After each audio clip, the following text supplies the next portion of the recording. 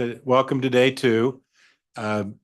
In full disclosure, I am aware we're starting late. If you want to give me a development improvement plan, I gladly accept it. 2 meetings are always started late. We'll do better.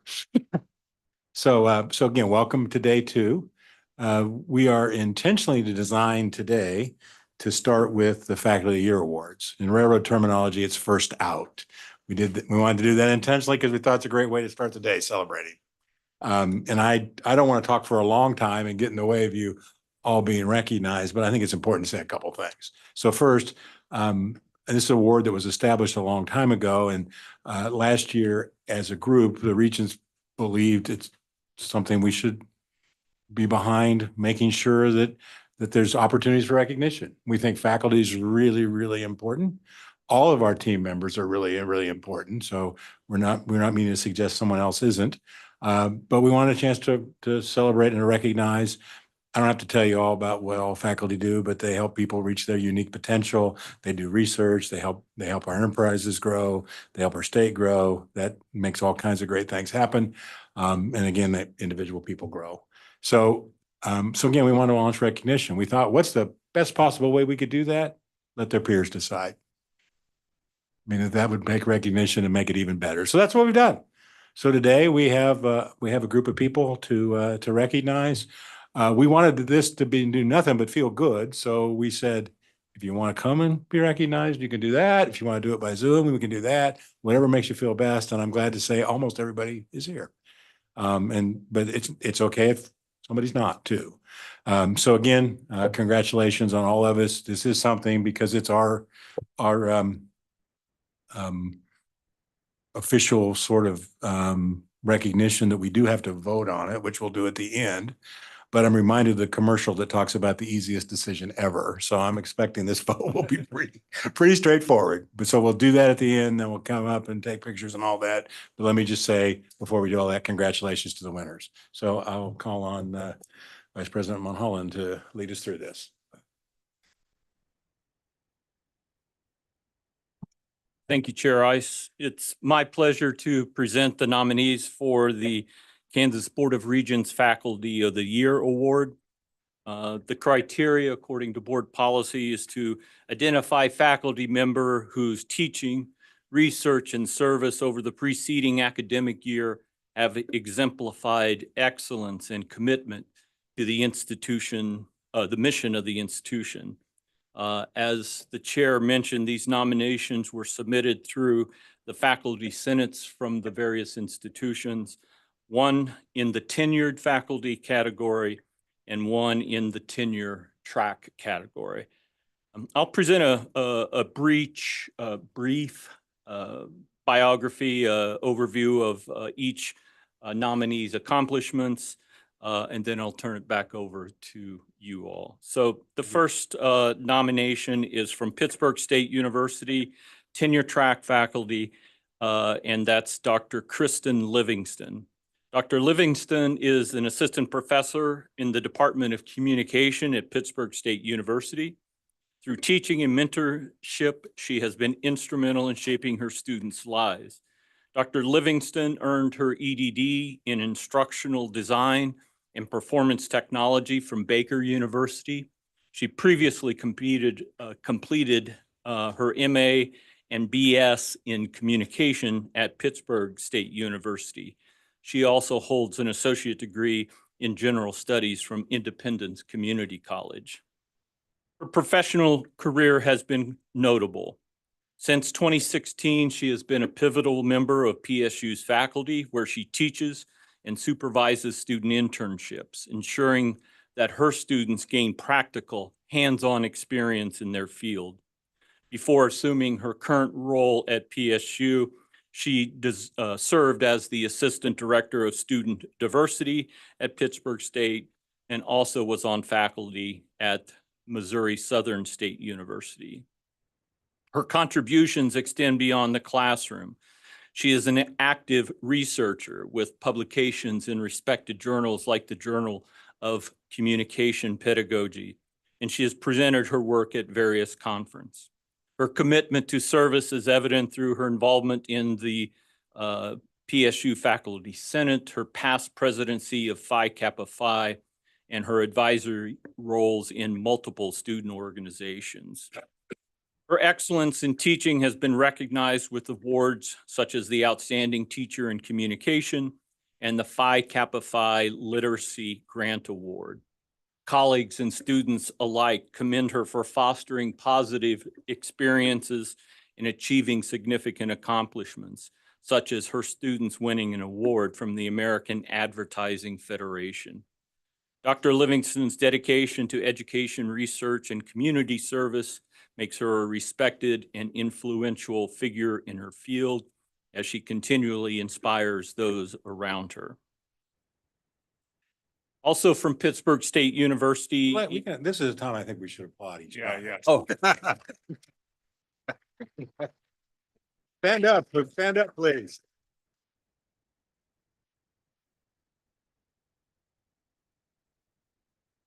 yeah, I was going to clarify that wasn't for me. It was, You should feel good however it happens, yeah.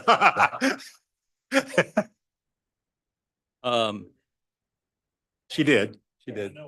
Okay, oh, right ahead of time? Okay, nice suggestion. So as you're recognized, please stand,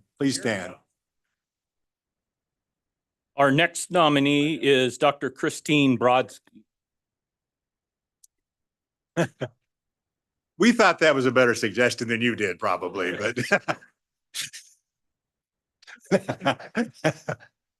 Dr. Brodsky is an associate professor in the Department of Biology at Pittsburgh State. She holds the PhD from the University of Missouri, an MS from the University of Delaware, and a BS from the University of Massachusetts Amherst, all in biology. She has made significant contributions to both teaching and research. In the 22-23 academic year, she taught 356 students and generated 1,273 credit hours, demonstrating her dedication to student learning and engagement. Her research is equally impressive, with 7 peer-reviewed articles and 1 book chapter published. She has secured over $770,000 in external grant funding, highlighting her ability to advance the field of biology through innovative research. Dr. Brodsky also plays a vital role in coordinating the environmental life science program and serves as the campus coordinator of the Kansas Idea Network of Biomedical Research, which fosters research and educational opportunities in the biomedical sciences. Her service to the university and community is commendable. She actively participates in various university committees and mentors students. She has guided 12 undergraduate students in their independent research projects, all of whom have presented their findings at professional conferences. Her excellence in teaching and research has been recognized through multiple awards, reflecting an unwavering commitment to her students, her discipline, and her community. Dr. Christine Brodsky is a respected and influential figure in her field, but more importantly, on her campus.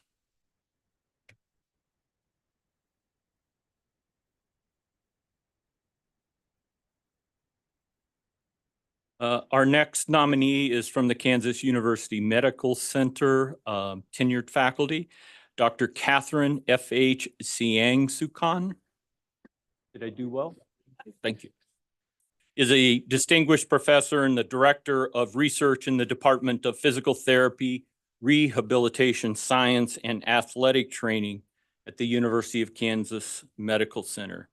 She is a leading expert in sleep health with a prolific research career supported by continuous funding from the National Institutes of Health and other agencies. Dr. Siang-Sukan earned her PhD in rehabilitation science from KUMC, where she was the first graduate to receive the Marnie and Bill Argensinger Award for outstanding doctoral dissertation. She also holds a Master of Physical Science, or physical therapy, excuse me, and a Bachelor of Science in Biology from Rockhurst University in Kansas City, Missouri. Her research has significantly advanced our understanding of the impact of sleep on health-related incomes, particularly in individuals with neurological conditions. She has published 67 peer-reviewed articles and presented her work at numerous national and international conferences. Her current research focuses on examining behavioral interventions to improve sleep in people with multiple sclerosis and who have had concussions, and seeking to understand if improving sleep may protect against chronic conditions such as Alzheimer's disease and diabetes. In addition to her research excellence, Dr. Sian-Kusan is a dedicated educator. She serves as the course director for a neurological rehabilitation course in the Doctor of Physical Therapy program at KUMC, where she consistently receives outstanding evaluations from her students. Her commitment to teaching is further demonstrated by her role as a sought-after mentor for PhD students and junior faculty. Her dedication to her field and her students has not gone unnoticed. She has been honored with the Society of Behavioral Sleep Medicine's Outstanding Advocate Award, reflecting her commitment to advancing the field of sleep health and her advocacy for behavioral sleep medicine. Dr. Siankinson embodies the qualities of an outstanding faculty member through her exceptional research, teaching, and service. Her contributions have had a profound impact on her students, colleagues, and the broader scientific community.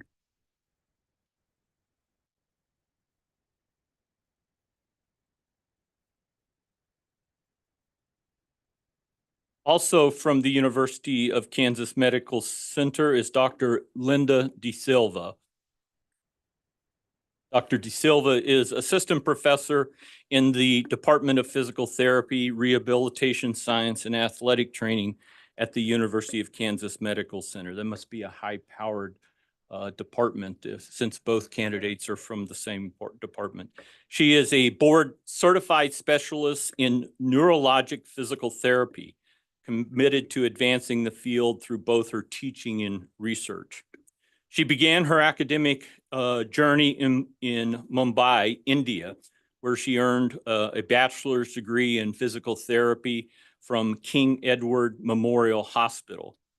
She then earned a master's degree in physical therapy from the All India Institute of Physical Medicine and Rehabilitation before coming to the United States to complete her PhD in rehabilitation science at the University of Kansas Medical Center in 2016. Dr. De Silva's primary teaching responsibilities include courses on interventions and modalities used in physical therapy practice, as well as ethics in physical therapy practice.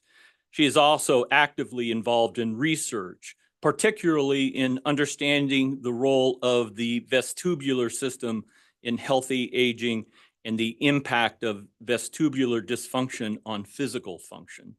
Her work aims to develop rehabilitation interventions to improve mobility and balance, especially in individuals with mild traumatic brain injury. Her contributions to the academic and professional community are significant. She is a member of the Vestibular Special Interest Group and the Vestibular Hypofunction CBG Task Force with the Academy of Neurological Physical Therapy. She also directs what's known as the Stability Lab, the Vestibular and Balance Rehabilitation Laboratory at KUMC, where she leads projects related to vestibular and balance rehabilitation. Her dedication to her field and her students is evident through her continuous efforts to advance clinical research in vestibular or tibular rehabilitation and her active participation in professional organizations. Her expertise combined with her commitment to education and research makes her a highly respected and influential figure in the field of physical therapy.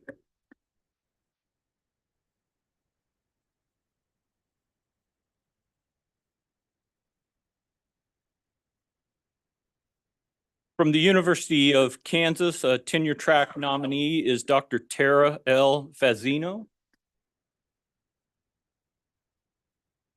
Dr. Fazino is an assistant professor in the Department of Psychology at KU and the associate director of the Coffrin-Logan Center for Addiction Research and Treatment. Her work in the field of psychology, particularly focusing on hyperpalatable foods and their impact on health, has garnered widespread acclaim. She earned her PhD in experimental psychology from the University of Vermont in 2014. She also holds a Master of Arts in Clinical Practices in Psychology from the University of Hartford and a Bachelor's of Arts in Psychology from Winthrop University in Rock Hill, South Carolina. Dr. Fazino has made substantial contributions to teaching and research at KU. She has redesigned and taught courses such as eating and weight disorders and has been a dedicated mentor to both undergraduate and graduate students, particularly those underrepresented in science. Her research has been widely published with 19 journal articles to her name. She has also secured $3 million in research funding, and her work has been featured in major media outlets like the Washington Post and NPR, highlighting the broader impact of her research on public health. Dr. Fazino's service to the academic and professional community is laudable. She serves on editorial boards and various university committees, contributing her expertise to advancing her field. Her role as the associate director of the Coffrin-Logan Center underscores her commitment to addressing critical issues in addiction in health. Her dedication to research, teaching, and service makes Dr. Tara L. Fazino a highly respected and influential figure in her field. She has had profound impacts on her students, on her colleagues, and the broader scientific community and the University of Kansas.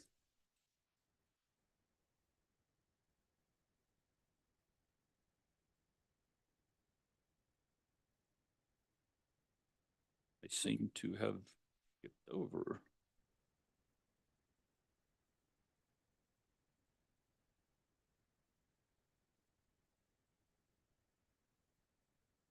Our next nominee is Dr. Philip Allen Alt, who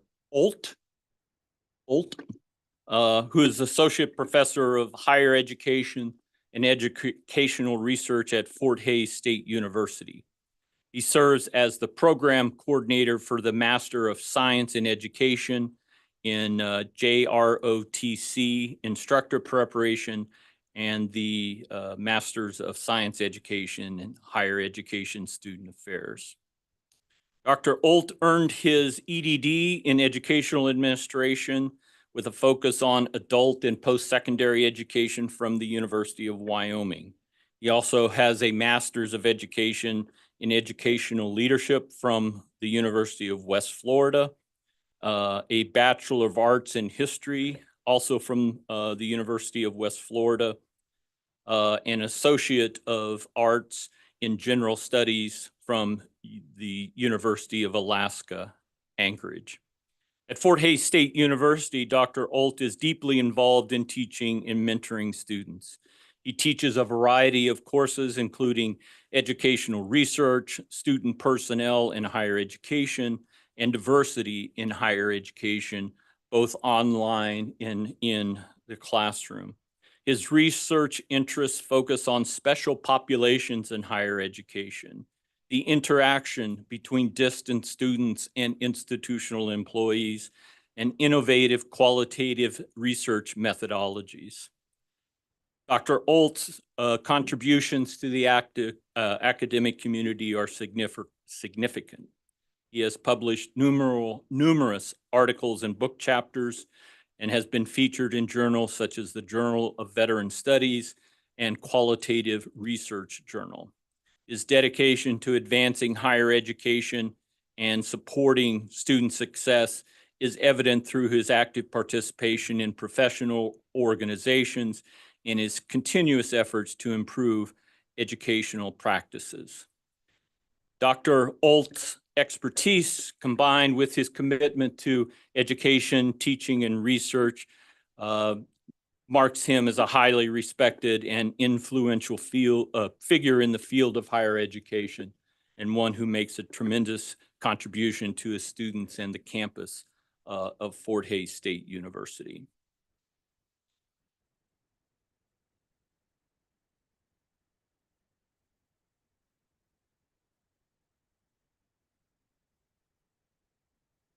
Our next nominee is Dr. Samuel Robert Beyer, Rob Beyer, who is an assistant professor in the Department of History and Philosophy at Fort Hays State University.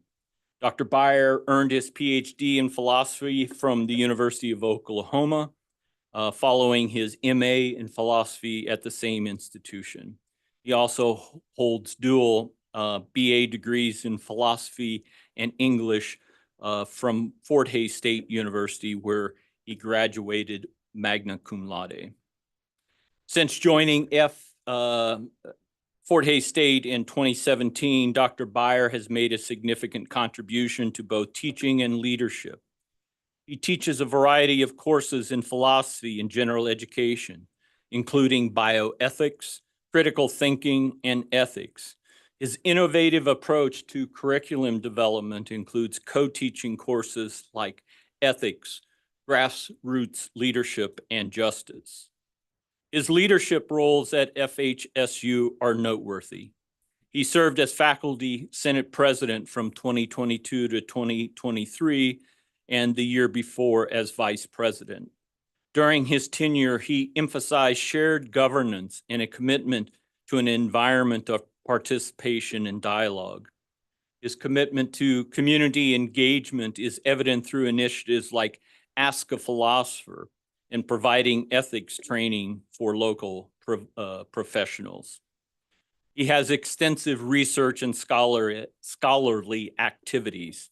He has published in journals such as Comparative Philosophy and Clio, and has presented at various philosophical societies and conferences. His excellence in teaching has been recognized with the 2018 Award for Outstanding Instructor in an honors college course at Fort Hays State University. Dr. Rob Beyer's dedication to education, research, and service marks him as a worthy recipient of the KBOR Faculty of the Year Award and underscores his continued commitment to students, the campus, and the larger community.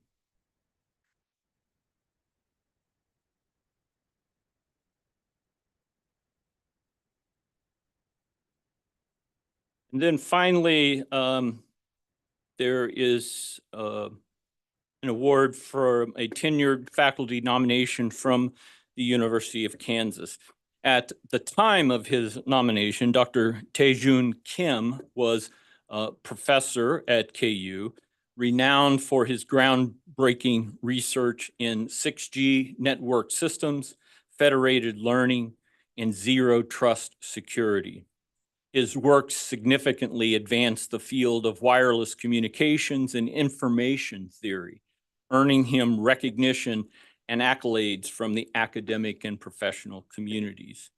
His excellence in research has been recognized with many awards, including the IEEE Communication Society Stephen O. Rice Prize and the KU School of Engineering Miller Professional Award for Research. These accolades reflect his exceptional contributions to advancing knowledge and technology in his areas of expertise. He's also a dedicated mentor, He has supervised multiple PhD students and postdoctoral researchers, fostering the next generation of scholars and innovators. His commitment to research and education clearly makes him a highly respected and influential figure in the field of electrical and computer engineering. It is our loss that over the summer, Dr. Kim accepted a position with Arizona State. While we are sad that he's left KU, we certainly send our best wishes to him for his continued success. I might just point out that his departure also underscores some of the challenges we face in keeping outstanding faculty among our ranks. So we will send the award to Dr. Kim in absentia, but I think we can still offer a round of applause.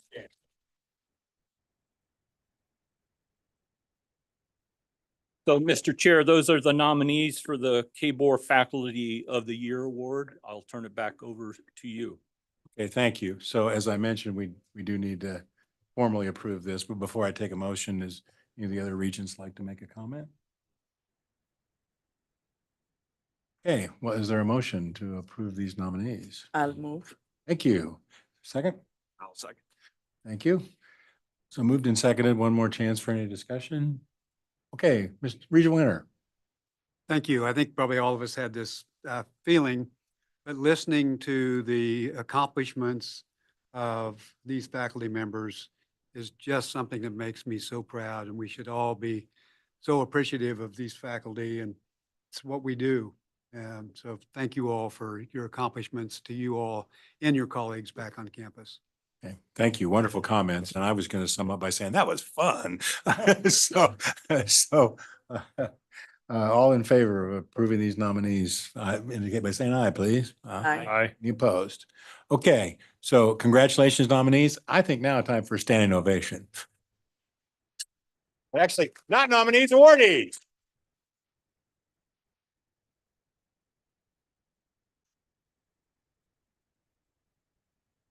Now, if the winners would come up, we'll give you the, and we'll have pictures and we'll give you the award.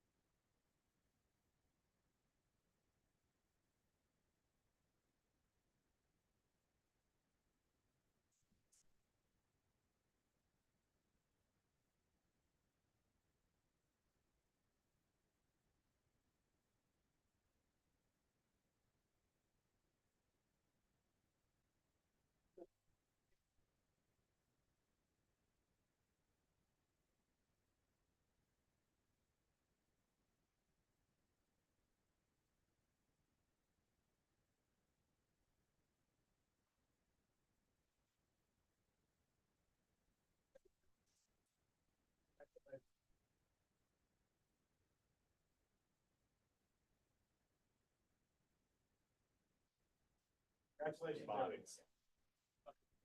And the energy.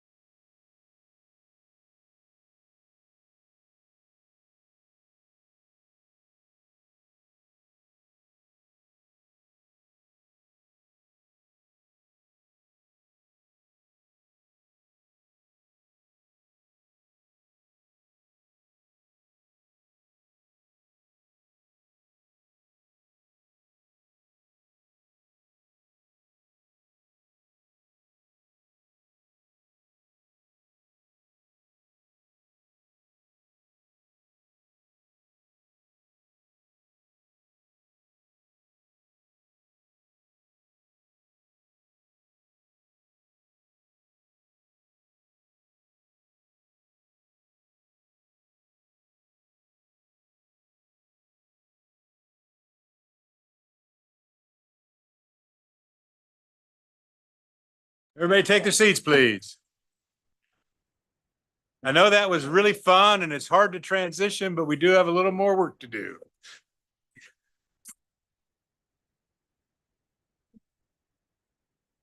Sure, you all heard me say early's on time is late, and late's not good. So.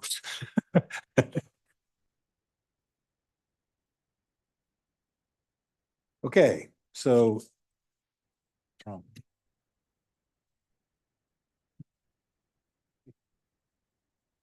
Okay, so we now call on Vice President Frisbee to present items 2 and 3, I believe, starting with the post-secondary technical education authority information and goals. Thank you. Thank you. So just a quick reminder, we do have a post-secondary technical education authority. Just wanted to put the information from our website up on the screen so you get a reminder of who is serving. We have representatives from different industries and of course every region of the state. You have representatives serving as well as those appointed by legislative leaders in the governor's office. We have 3 members across the bottom there, Mike Bean, Amber Schultz, and Natalie Clark from our partner agencies as well, who serve as ex officio members. So on the next slide there, I think before you, Regents, you have a copy of the Post-Secondary Technical Education Authority's goals for the year. These were adopted at a recent meeting for the TEA. Want to just point out a few highlights. Their first goal is to look at diversifying the funding base for adult education services. In your budget unified request yesterday, there is $1 million for the legislature to potentially invest in expanding our services to our adult ed centers. And also we'll resume in number 4, some performance reviews of our short-term programs alongside other portals and other annual reports that we do with the vast data that we generate. We have the KTIP report, which is in statute, which looks at the wage outcomes and graduates of our short-term certificate programs. So we're going to resume that performance review and looking at the whether we're graduating enough students in our programs and what are their wage outcomes. And then just you can see down the list there, working with our partner agencies such as the Department of Commerce and Apprenticeship, and trying to find ways to report participation and promote awareness of what we're doing with business and industry, and continue to improve our military articulation efforts, where we can offer students who are serving in the military academic credit for their prior learning, for their training in the military. We have another portal that generates information for students for that. And I'd be happy to try to answer questions. I am, of course, filling in for Vice President April White, who was not able to be here today. Thank you for doing that. Oh, any questions? Okay, thank you. Great. Thank you. So the next item then will be a request for you to act on distributions for our 2-year colleges. You have an issue paper here in front of you. It wasn't assembled into the rest of the agenda materials originally because we did not have the data available to us quite yet. So as we referenced yesterday in the discussion about Excel and CTE and our accelerating opportunity programs, there are 4 tables in the materials where we have prorated the calculated amounts down to fit in with the funding that we have, or just to show for the record what those calculations would be for our GED Accelerator and our AOK course material expenses. We would ask that the board approve those today so that we can make those distributions in accordance with the timing of the proviso attached for Excel and CTE. And then I also wanted to highlight at the end, there are 2 tables for you, a few years of data on our student headcount participation in Excel and CTE and our student credit hour production. And in academic year 2024, which is last year, we hit some new peaks in terms of student participation, and looking forward to see how that turns out again this year. Looking up again on our 2-year college enrollments. So I would be seeking approval of the amounts in the tables noted. Thank you. Any questions? We'd entertain a motion to approve the distribution. Oh, thank you. I'll second. Thank you. Moved and seconded. Any discussion? Hearing none, all in favor, aye, please. Aye. Any opposed? You have your distribution. Okay, that takes us to board goals, I believe. So we mentioned this a bit yesterday, but again, to remind where we've been. So we discussed these at our offsite at the end of July. Of course, they build on goals we already had. We had input from the leaders of our institutions. We took that discussion, put them into the goals that are in your material. You, of course, have had those for a while. So we'll have whatever discussion we need to have, but they also already benefit from all that work that has been done. So we'll start by trying to discuss them as a group and break down to individuals if we need to. Any comments, any changes anybody would like to suggest? Okay, hearing none, I would entertain a motion. I will say, I liked how they were organized. I thought they reflected what we talked about at the meeting and like where we're headed. So I'll move to approve our goals Okay, thank you. as presented in the agenda. Second. Okay, thank you. Any discussion? All right, all in favor, aye, please. Aye. Any opposed? Okay, the goals pass as they are, and I conclude them by saying, I mean, we did work to make sure they're aligned with our strategic plan, just as we did with our unified budget request yesterday, that they map beautifully and perfectly to our strategic plan, and continue on down a path of things that we've seen are successful. So I think that's something that everyone, especially the institutions and their leadership, feel good about. So thank you all very much. And Chair Ice, I may encourage us just to read them aloud since there's several people who won't actually read the material to see them. And then all our constituents can know what they are. You have the better voice, I think. Oh, come on. You spent 2 years saying that you are the, all right. Okay. All right. He's just trying to make me do radio voice. I know what he's doing. All right. In pillar one, family access and affordability. Number one, expand access by creating opportunities for Kansas high school juniors and seniors to earn at least 15 credit hours of college courses at no cost to the student. Number two, improve system-wide transfer of associate degrees by ensuring courses transfer as degree requirements. Number three, and these move us to the pillar one, family access and success. Continue implementation of the student success playbooks with a focus on expanding open educational resource adoption, apply Kansas initiatives, FAFSA completion, and a review of activities at the community and technical colleges.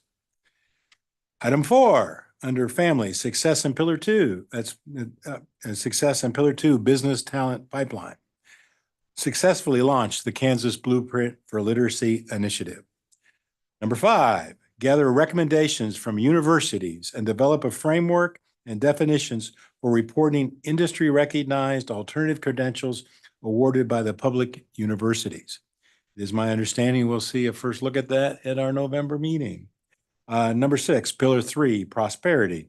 Develop a statewide research initiative that leverages the combined resources and expertise of universities to attract business, serve as economic engines, create opportunity for Kansans, and uplift the state and its communities. Number seven, which is a bedrock governance goal, establish information technology, cybersecurity, and enterprise risk management policies for state universities. We might actually have finished that one yesterday. How's that for good work? All right, any comments after that? I just say, I think, talking with some of the SGA leaders yesterday, they're interested in helping us with number three on OER in particular. So they'll be good to lean into this year. Okay, all right, thank you. All right. I'll wait for a critique later on my reading. I think I got every word right, didn't I? Okay, excellent, excellent. Okay, so that takes us to our report from our 2-year segment.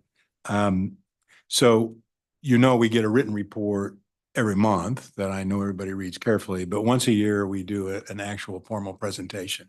So this is the meeting we do that. We'll start with the community colleges. President Cannett.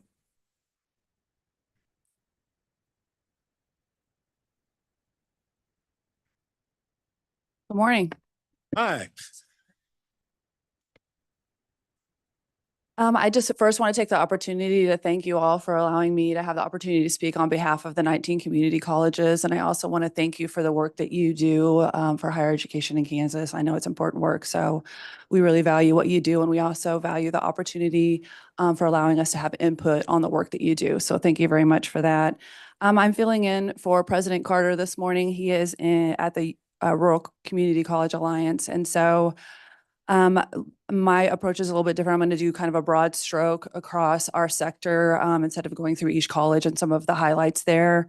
And each month at Cloud County's board meetings, I always start my report with our mission and guiding values and some things that really stress the importance of our role within the community. And so I kind of want to do the same this morning and just stating that, you know, community and technical colleges represent 37% of full-time or FTE, enrollment in the state of Kansas higher education and 51% of overall headcount. And so we definitely play an important role, and this is AY23 data that I'm quoting here. And so I definitely want to emphasize that as the role and importance of our work that we do in Kansas higher education.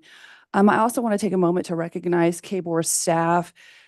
We just certified AY24 data, and anyone that's involved in that process knows that it's very labor intensive and a lot of back and forth between KBOR staff and our IT staff and even us as presidents. And so they lock the data a few weeks before. KBOR staff, so Cody and others, I want to thank them. They go through and vet and look at flags and they flag things for us, comes back to us. I like to understand how everything works. So I sit down with our ID department and kind of have them go over some of the flags and what some of those issues are. And they've developed kind of a spreadsheet where they can track, here's Cody's comments, here's our comments, and making sure that we vet that. And so we certified that on September 6th. And so it is a very labor intensive process that begins over the summer. And so I just want to make sure that I recognize the KBOR staff and how they really work hand in hand with us in the vetting and all of that process. So thank you to them for that. We also have several things coming up as related to KBOR that's due. The Perkins Reserve Special Population Grant, that application's due September 23rd. The KBOR Kansas Innovative Technology RFP, that is due October 3rd. And also the Kansas Board of Regents Adult Education RFP for a multi-year grant. That one is due January 1st, 2025. And so there's a lot of work that goes into that one as well. And so just thank you all for working with us so well. You have a fantastic staff, which I know that you know, but we really do rely on them heavily as we embark on all of these different things. When I looked at, of course, all 19 community colleges had information to share today, but I really wanted to just look at what maybe some common threads were in that information. Really overall, as a community college sector, all but a few are seeing an increase in enrollment, and so that's good. It'll be interesting to see the census data come out in the next week or two. Also, a common thread that I really felt through there was the relationships with business and industry and even with the technical colleges as well. And I really think that we've been able to really enhance the relationships with the business and industry. And those relationships have allowed us to really respond and work to respond to those workforce demands, especially for obviously keeping and building talent retention in the state of Kansas. And those relationships have helped many of us build new buildings or update our facilities or buy equipment and help train those students that, and then they're more prepared to either transfer on or go directly into the workforce. And so that's some great feedback that we're getting. A lot of those programs are full, especially of course, nursing and allied health. We've got welding, cosmetology, criminal justice. They're all at capacity at some of the institutions, automotive technology, electrical power and technology, HVAC, CDL, diesel technology, John Deere technology at Fort Scott and Gardner, both full, carpentry, I think I mentioned already, and cybersecurity. And so you're probably not surprised to hear any of those different areas because they have been recognized as high demand and demand jobs in Kansas right now. I think it will be interesting, and I'm hopeful that these numbers and the increase in enrollment will translate to an increase in the college going rate. I'm really hopeful for that. I think we've all done a lot of really important work towards that, and so it will be really exciting to see an increase in that, to know that the fruits of our labor are coming out for us. And I also am hopeful that that will also translate to an increase in the number of credentials earned, which is also in the pillar, the family pillar. And really with the business pillar, just really building that talent pipeline and trying to keep that pipeline in Kansas. That's really all I have for my report this morning, but I would be glad to entertain any questions that you have at this time. Likely questions, but before, thank you for that. We do that. Thanks for your report. And Sure. you kindly said thank you multiple times, but we would say thank you back as well. Sure. We appreciate your Absolutely. It's a good pleasure. It's work. an honor. Appreciate your good work, and we do appreciate the opportunity that we have to have ongoing dialogue, especially our monthly meetings with you all. So Thank you. thank you for that. Clearly, we all share the same passion for higher education, so appreciate it. Thank you very much. Can you hang on? Oh, any questions? Thank you. Kind of a big picture question. What do you know about enrollment, enrollment situation, growth, static? What's happening in the community college world?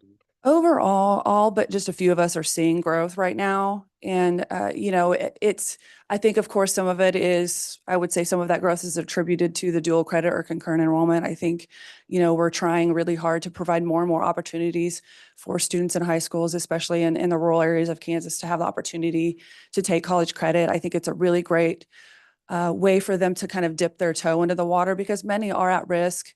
Or underserved and they're not sure they can be successful. And so they're able to take a class in high school and see that maybe they can succeed versus when they get out, they haven't had the opportunity to take any of those courses, but they have to enroll in 15 hours and this debt and all of those. And I think sometimes that can hinder them from moving forward. So I think some of it's the concurrent. For us, we have seen an increase in actual headcount on campus. And so I think that's great as well. And I really hope that it's because we've been really focused as a state higher education system, getting the information out there on the importance of higher education.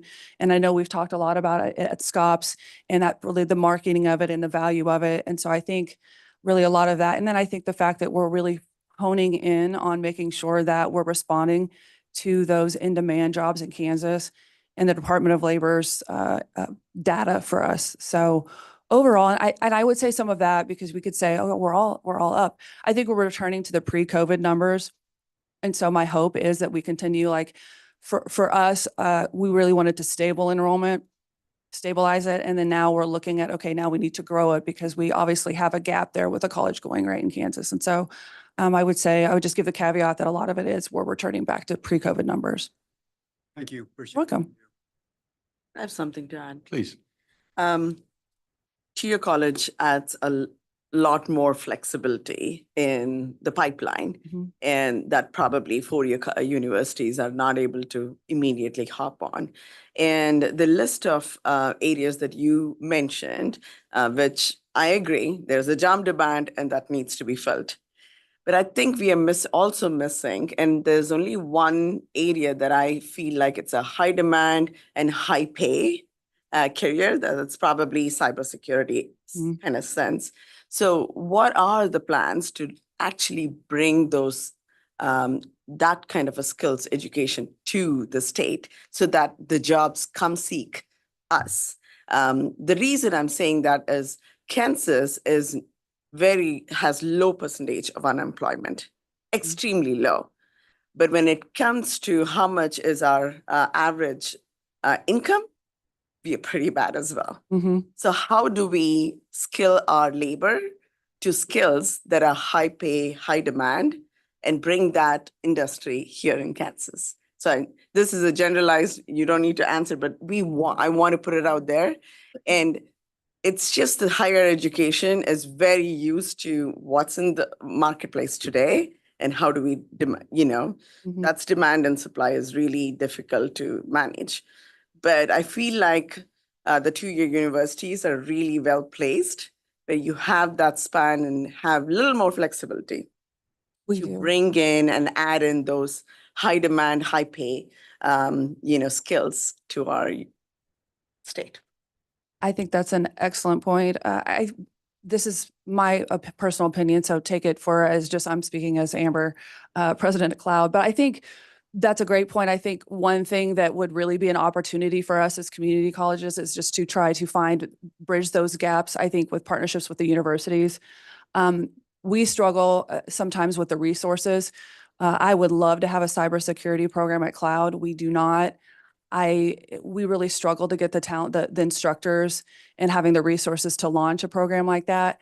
I think that's a perfect opportunity for us to be able to partner with the universities to start getting the students exposed to that at an associate level and being able to branch it out to our campuses. And so, I think that's really where we have to, I think we do a decent job of it already.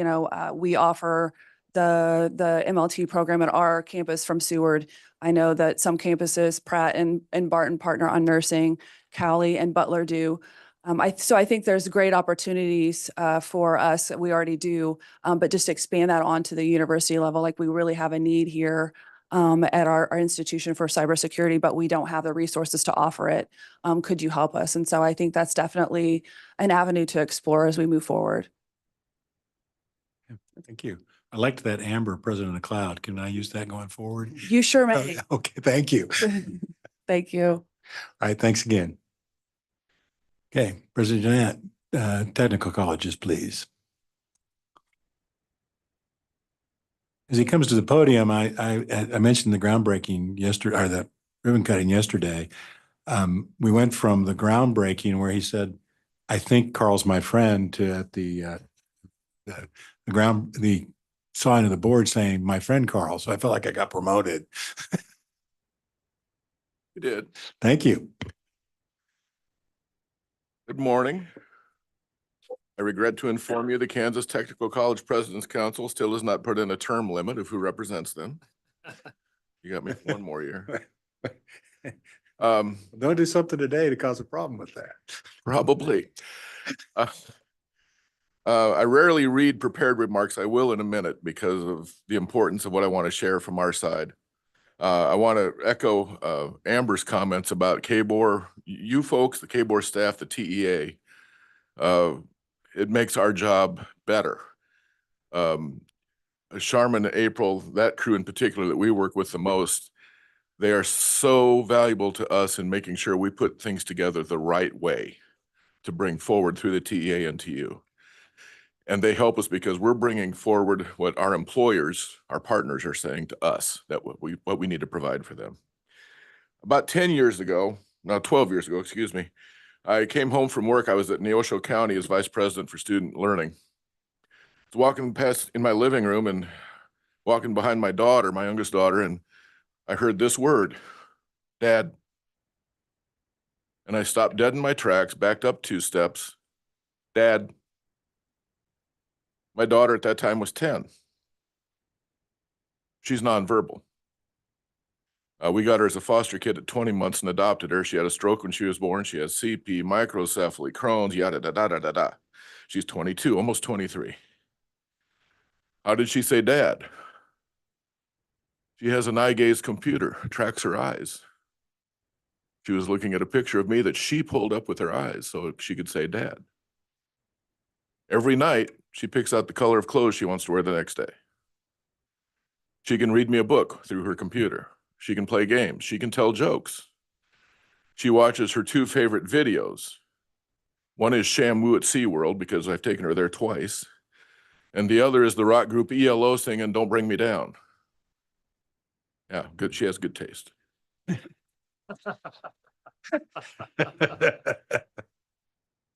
Some of you know, you've heard my story. My kids range in age from 19 to 47. My unofficial kids are even older. I say unofficial because all my kids are adopted. The 3 older ones, natural brothers and sister, they had 2 half brothers that have since reunited with us, so now I'm dad to them as well. I've been in higher ed administration and or teaching since 1983 when Ronald Reagan was still in his first term as president. How many of you still remember Ronald Reagan? Yeah. And my kids, and I've spent most of my career with 2-year colleges, but I have worked at universities. And what I want to try to get across to you today, both personally but professionally on behalf of all of us in 2-year colleges, are the students we work with. Because they often are going to get lost in society without us. Students in high school, if they're a good athlete, if they're good academically, If they're good at performing arts, there's usually some push behind them to go on to a university, to a senior college. But that's not a majority of the students in K-12 anymore. And I'm not knocking K-12, but the students we're getting, you've got to be candid about this, the students are less prepared than ever. They've come through a pandemic. They've got anxiety. K-12 is hurting. So the remarks today are about how do we use the system we have with KBOR to be effective at reaching those people and giving them confidence as learners and getting them good jobs.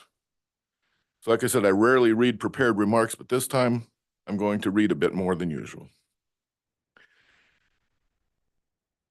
These are my perspectives. I have shared them with my colleagues, but don't blame them, blame me. I am a different breed of cat.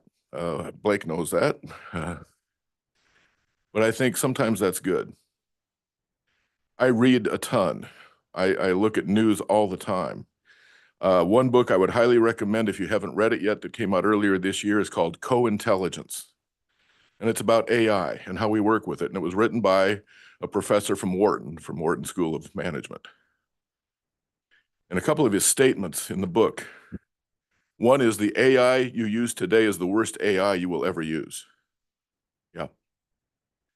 But he also says you have to treat AI as a human, but you have to tell it what kind of human it is.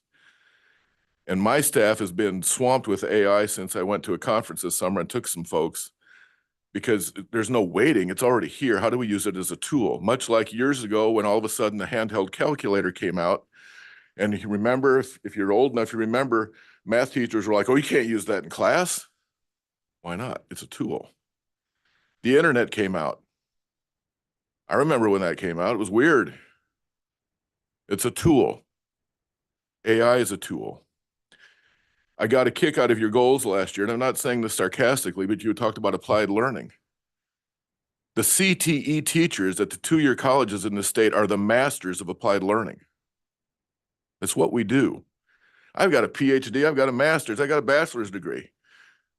My dad was an 8th grade dropout that could do anything, but he said, you're going to college. If you put a tool in my hand, I suggest you call 911.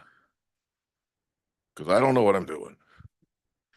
He's rolling in his grave every night that I'm running a tech college. But you know what? The last 10 years have been the most fun of my entire career because of watching the change we make in people's lives.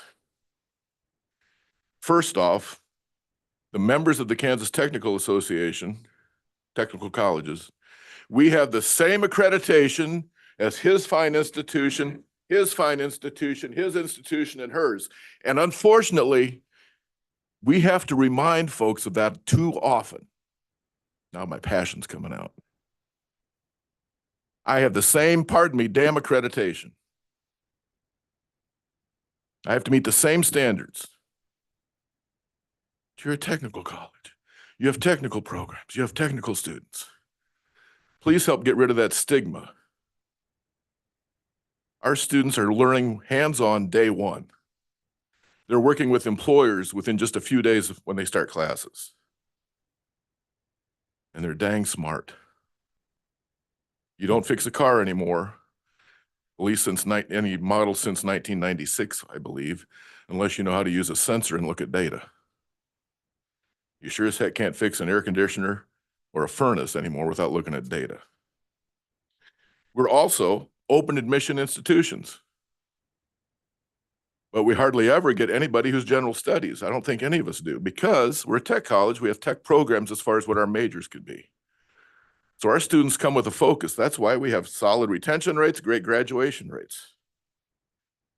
But we're getting students who come because they want to learn to be a nurse, a welder, an electric lineman, etc. We have gen ed courses that are part of the KBOR transfer matrix.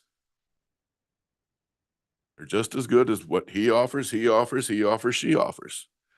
We don't have as many choices, but they're there. But our primary mission is workforce education. And every time the 7 of us have an accreditation visit, we have to get that across. We're not a community college. I don't have any local taxing authority. Frankly, I don't want it. We're workforce. and we meet our missions. If you look at the data every year that you guys put together, the data team does a great job. We perform. Enrollment's gone up. In my particular institution, 86% of my graduates stay in the state. I want to come back to your comment a little later on. This fall, most of us are going to see increases in enrollment again. I'm going to be at the bottom of the pack. And Carl's going, you just opened a new building. What the heck? But last year I made the decision to shut off recruiting in 2 of my programs because I need to revise them. I only have 1 person faculty in those programs. One of those is I'm getting rid of networking technician and putting in cybersecurity technologies. Industrial engineering tech is getting broader into industrial maintenance and automation. In 10 years, I've shut down 4 programs that cost me money and or had low enrollment. We run the places like a business. We change people's lives. Adult ed, ESL, tech ed, gen ed for high school students. We do amazing things. Part of the reason we can do this is we have the least amount of governance in the way. No offense, I don't want to affiliate with K-State. It's nothing against K-State or Rich, but I don't want to have to get permission to do things. Literally, because I did this last week. I sent my board information by email. We had a Zoom meeting in the evening, and they approved our purchase right then and there of a VR mobile lab. So the next day we could cut the check. We respond quickly. That's our value. Now, I may not want to affiliate, but we sure as heck need to collaborate. Hang on to that statement. 5 of our 7 members were on the list of the Aspen Institute's top 150 best 2-year colleges. 4 of our members are consistently among the national leaders in retention and graduation, according to the Chronicle of Higher Education. My particular institution, and I'm going to brag, and I'm going to brag about Mike too. Wallet Hub, financial services company, does an annual ranking every year, best and worst 2-year colleges. They don't rank everybody. I don't decide who they rank. Mike is 3rd in the nation. Yeah, Pratt, I'm sorry, you're correct. Thank you. Manhattan Tech is number 1 in the nation. And when you look at the categories they rank on, the first one is cost of attendance. I don't have taxing authority like a community college. My costs, I'm like down in number 474 on cost, but I'm number 1 in the nation because of outcomes. Graduation rate, job placement, earnings of my students. And that's not easy to do. So we come at a bargain. We have the least amount of public investment of the higher ed sector, but we use it well and we produce outcomes. Now, I've mentioned affiliation a couple times. Last legislative session, there was a proposal that came out about forced affiliation. Something wrong with that phrase. And Ben is here, Teese is here, and they affiliated, and along with Eric, and they had a good reason to, and Sherry in Wichita State, and Scott and Washburn. There were reasons for those institutions. So the 3 remaining unaffiliated institutions are Salina Tech, Flint Hills Tech, and myself, Manhattan Tech. And our boards don't want to affiliate. We want to partner. We want to collaborate. And that's why I ask you to think about changing this approach where we do more through collaboration. Our 3 institutions have started conversations about collaboration, possibly even forming a consortium. Our service areas touch, although I've heard those are going to be under attack. But our purpose is workforce to drive economic and community development in our part of the state. As an example, Karen needs a construction program. Greg and I both have one. So what can we do to help take our program there and or help her start one up? We've talked about how we could share resources to drive enhanced simulation curriculum in nursing and share that and see what the results are, because sim lab experience can now be 50% of the clinical experience. We've had similar discussions with Cloud County, Stormont Vale, and USD 475 in Junction City. Our advantage is without that governance in the way, with being so flexible and with our ear to local employers, we're the ideal institutions to use for pilot testing ideas and programs and approaches. Let us try things. Let us find out what works and doesn't work, and then work with K-State, et cetera.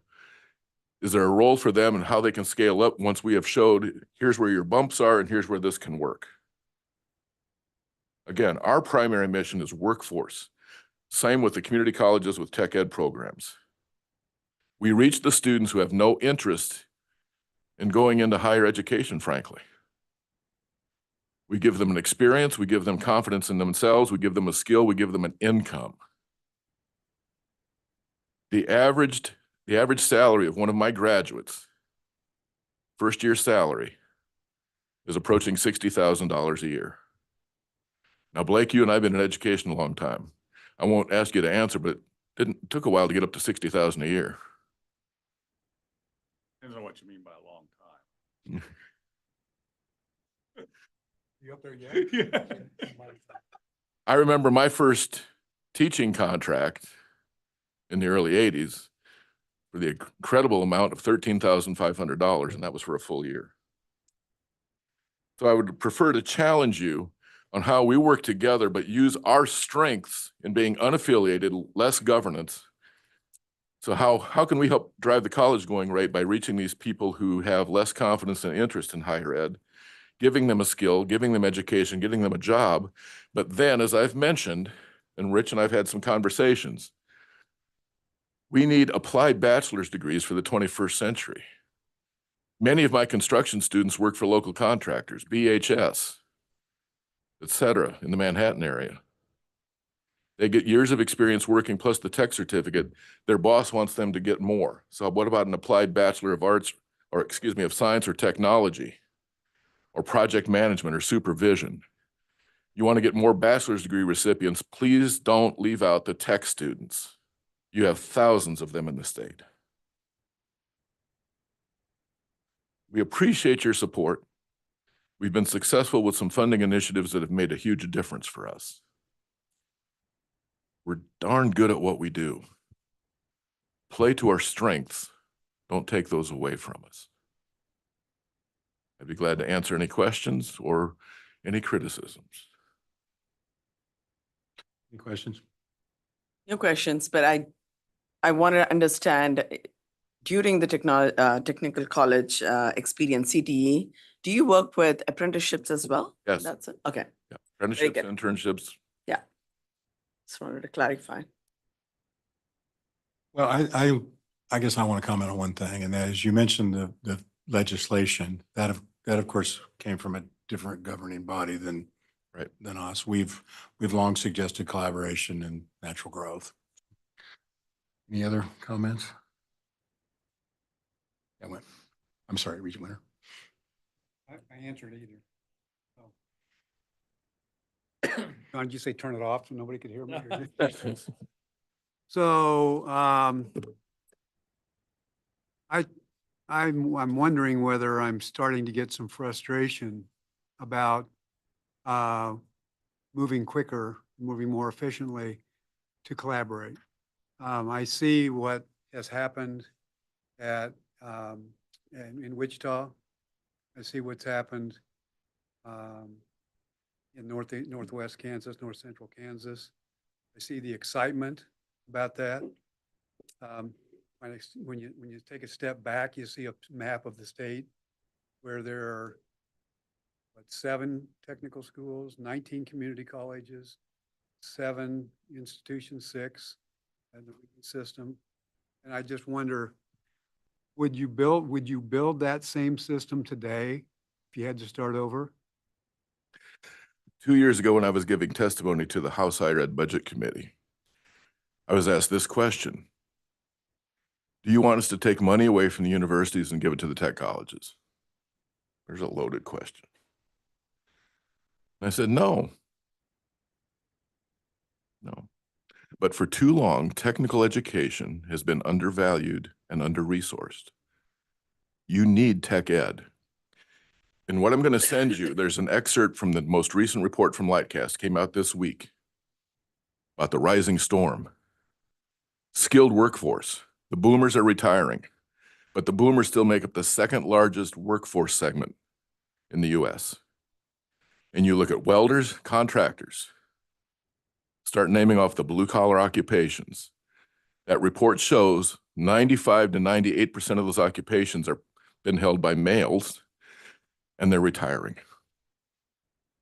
Where do we replace those people that fix your plumbing, your electricity, take care of your car?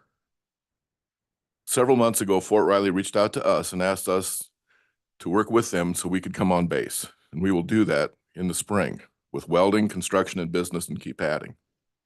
And Barton's been there and other colleges. There are 2,000 exiting soldiers per year from Fort Riley plus family members. I want to grab them, give them a cybersecurity certificate, or they earn it, other credentials, and link them up with regional employers so we can keep that force, reverse the brain drain, if you will, of a talented, skilled workforce. Universities produce a lot of commercialization, a lot of great business ideas. Our side produces the skills-based workforce. And I think it's critical to keep that in mind from the two-year college sector with any redesign or thinking about redesign of the structure. The Manhattan Chamber of Commerce has a consultant looking at their economic development activity, and he flat out said to them, your key to the future is Manhattan Tech to diversify the economy. You've been relying on K-State and Fort Riley too long. All I'm asking is let us play to our strengths doing what we do and form more connections with those partners that can help keep people here, keep advancing their knowledge and their value in the workforce. You have an opinion about whether it was the right thing to do for the two institutions to affiliate in Wichita? They felt it was the right thing to do. I'm all for it. What's your feeling about that? I don't know all their reasons. I have enough things to do without those things. But Ben and Eric both said to me, this is what we want to do and why. Good. It's a good deal. Greg and Karen and I think we could be of more value working together. And then again, seeking the partnerships through collaboration with any partner. Can you give us an example of the collaboration that you're referring? You used that term several Right. times. What put some meat on that bone? What's that mean? Okay. So for instance, from the program level, I mentioned construction. Karen does not have a program. She needs one. Greg and I already have them. So can we extend our program there, get it going, and then in time she can build her own? Okay. So we're not duplicating resources right away. We're saying we're going to see if one of us sharing it works well, buys her time to see is it viable in the long term for her to invest in. To share curriculum, faculty, and healthcare for all of the two-year colleges to afford healthcare professionals we need for nursing is getting a bigger and bigger gap every year. Our local community foundation in Manhattan is providing me with an extra $145,000 to help us keep and retain healthcare workers we need for nursing and CNA. But our collective effort through the three of our institutions to work on that simulation curriculum that can replace actual clinical instruction could have significant value because we can never guarantee the census count in the hospitals, or like during the pandemic, we couldn't get in to do clinicals. So how do we start using more technology together so we can share that cost and that interest? So from the program level, two examples. Do I hear correctly that you guys are accredited by the same organization that the universities are? Yep. Is that the right thing to do? For us to be able to give out federal financial aid and VA benefits, we have to be. What specifically do you suggest, if anything, to advance the you use the word collaboration? What specifically do you suggest to advance that collaborate? What is that? What's that look like? So I think to help affect college going rate and your goal of more bachelor's recipients is more co-enrollment, which I've been discussing with K-State for a couple of years. They get students who apply that aren't quite academically ready. How can we help them? Can they take 9 hours of gen ed with us, 3 at K-State, live at K-State, but we help get the basic skills up? They have students that find out K-State's not a good fit for me. Can they refer them back to me because maybe they need a skilled education? But then, Rich and I have talked, in certain programs that I have, there should be pathways. On the pure academic side, you talk about transfer programs. that gets touchy when you start talking about tech programs. So let's talk pathways. Construction, for me in particular. I have a good construction program.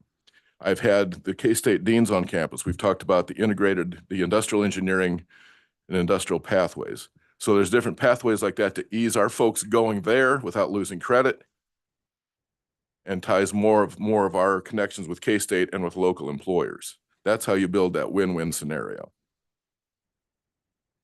Thank you. I'll just say that the affiliations that we've seen in the tech school sector with other institutions is really alluring to me.